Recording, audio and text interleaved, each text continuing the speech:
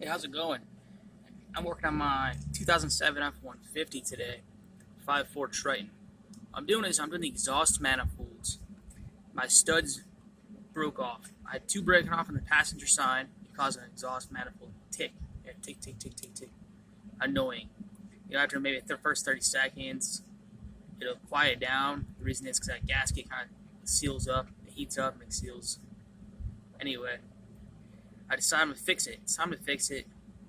So I pulled the manifold off, and there's plenty of good videos on YouTube how to do that if you need them. It's pretty straightforward. I had a little bit of an issue. I broke 3 studs flush with the head. I was able to take a nut. I used I think M8 1¼ nut. I welded that to the broken off stud, and then I was able to take my wrench, break it off, get everything out. I got 4 of the 5 out. One I had to actually drill out. Wasn't too bad. It was a 17/64 drill bit I ended up using, and an M8 by 1/4 tap. It's pretty straightforward. So now I decided it's time to smarten up a little bit. Let's do the driver's side and save some time. I had one broken on the driver's side. So what I did was, before I even started, I cut the nut right off from the manifold. So when I was done, getting ready to pull the manifold off, my studs in the very top section, because they were the rustiest part, were actually flush with the manifold. And I had to take some beating actually to get it out. There was so much rust built up between the stud itself and the manifold, and that's why these things were snapping. So, as I got the manifold off, and I welded nuts to 3 of the 4 studs, and they came right off, no problem.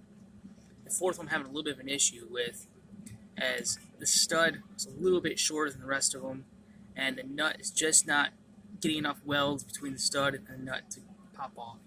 I went through about 20 nuts so far, and they all came off.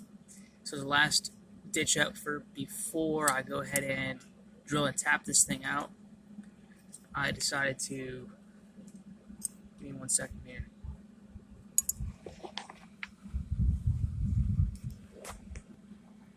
Anyways, I decided to try something different.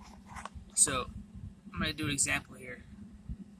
Okay, this is your stud sticking out of the head, right? Now, I put the nut on, and the nut would stick, half the nut would stick above this. I tried welding inside, it wouldn't work. I tried bigger nuts, like twice the size of the M8, no luck. So, what I'm going to show you what I tried to do, it actually worked pretty damn good, is I took,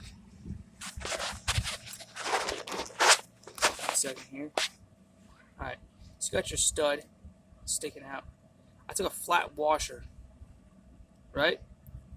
And I put the flat washer on, and what you're going to do is you weld all the way on the flat washer, okay? Once you get that welded, you're going to take another flat washer with a bigger hole on it, right? You do the same thing. Get that centered right over top of your bead. You're going to weld it again all the way around. At this point, for myself anyway, it was flush. Everything was flush just like this. So at this point, what I did is I took a castle nut. It's one of these guys here have the lip on it. So the castle nut, I sat that over top of my welded washer, and then I welded the outside of the castle nut. And then, just a precaution, I very gently welded the inside of the castle nut just a little bit. I was able to take my wrench, break it loose. It's very important when you're trying to break these things loose, you go back and forth, work it real slow. So, I just want to give you a tip. It's what I found out. It worked beautiful. Maybe it helped somebody else, I don't know.